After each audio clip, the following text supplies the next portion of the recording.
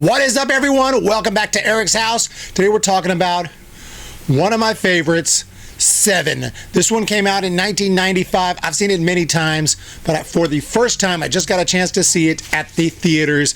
It was released for the 30th anniversary, so I got to see it on the big screen. This film, a psychological thriller, is simply one of the greatest movies ever made. It tells the story of two detectives, Detective David Mills, played by Brad Pitt, and you have Detective Somerset, played by Morgan Freeman. They become partners with about 7 days left until Detective Somerset retires. He has retirement plans, and then one after another, these horrifying murders occur, and somewhere in the crime scene, this serial killer writes one of the 7 deadly sins. It doesn't take long before they figure it out. Actually, Detective Somerset figures that out pretty quick. He thinks there's going to be more even after the first one. But indeed, the killer is making these murders based on the 7 deadly sins. He has some kind of very elaborate, very disturbing, very sickening plan, and that these two detectives have to try to stop. But there's so much more to it than that in this film. The different philosophies that these two characters have, where you have Detective Mills, played by Brad Pitt. He's obviously the younger detective, a little more inexperienced, he's a very smart guy, but he's not thinking into it too deeply. It's like, the guy's nuts. The guy's insane. Whereas Morgan Freeman's trying to look at it a little more deeply, and he's been around for a lot longer. So they have some very interesting conversations throughout this movie. There's the discussion of, the things that are going on in this area. It's such a bad area. Is it even worth bringing a new child into this world the way it is? And Detective Somerset just wanted to get the hell out of there and get out of this area. There's a funny scene where he gets in a cab, he's looking around, and the guy's like, where to? Far away from here. But as we see each murder scene, the way it's shot, the way we see the victims, it's horrifying, but also so captivating. And, I won't give it away too much. I assume you've probably seen it. If you haven't seen it, please check it out. Might as well just go ahead and stop this review now, and please check this one out. There are a couple of murder scenes that from the first time I watched this movie stuck in my head. I think about them. I think about them occasionally, even when I'm not even watching this movie, even when I haven't seen the movie. The sloth murder. Holy shit. The guy looked like a mummy. It looked like a body that had been rotting. It stunk. I mean, he had to have been dead for months, right? So they're looking at him, it's like, oh man, it's a gnarly scene. It stinks and everything. The body's there, and then the body gasps for air. And, oh shit! Going through the 7 deadly sins, each murder scene is gnarly. It's disgusting, but it's also so fascinating. And also, you're wondering, what is this guy's plan? And they're dealing with someone who's extremely intelligent. He's got it all figured out, and almost is toying with the cops. Detective Somerset is so intelligent, though, that they figure out ways anyway to get to his front door. They don't know it's his front door, and with that scene where they knock on the door, where he shows up and starts shooting at him, everything goes crazy, and he makes that phone call. We hear Kevin Spacey's voice for the first time.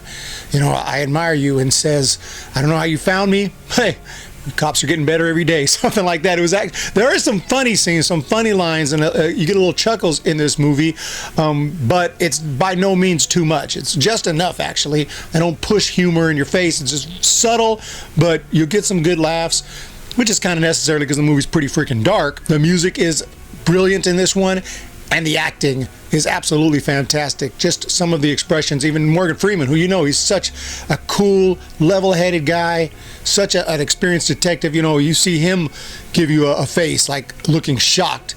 It means something big. And of course, when he looks in the box, and the way he looks in there, you don't even know first time you watch this movie what's in the box. If you know what I'm talking about, but there's a scene where there's a box, obviously, and Morgan Freeman looks in the box, and the way his face looks and stares, and he goes up, taken aback. I think he might have given an audible, like, and the way his face looks right there, I don't even have to know what's in the box. I'm terrified. That scene right there, he says, back off. Don't come near here. John Doe's got the upper hand right here. That scene, that entire sequence right there.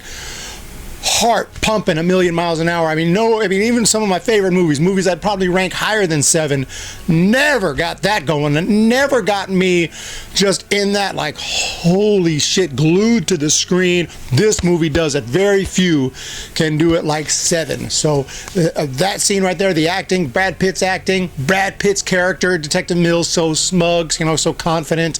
And, we as an audience are watching, and I think that we're a little more worried about Kevin Spacey's character here, John Doe. This guy, I would take him a little more seriously. But Detective Mills, just like, this guy's insane, guy's nuts. John Doe tells him, when you see what's going to happen, it's going to have a huge impact on you. It's going to change your life. Whatever. Well, let me know when that time comes, okay? Can't wait. And, just his attitude right there, it's not quite right. You know that this killer is serious. He had already murdered 5 of the 7. There's 2 more. Turns himself in. That scene, it's like a wild scene. He turns himself in. What is this guy's plan? And when you find out the plan, it's almost like what he said. It's going to be something insane. It's going to be something, the way that it all came together.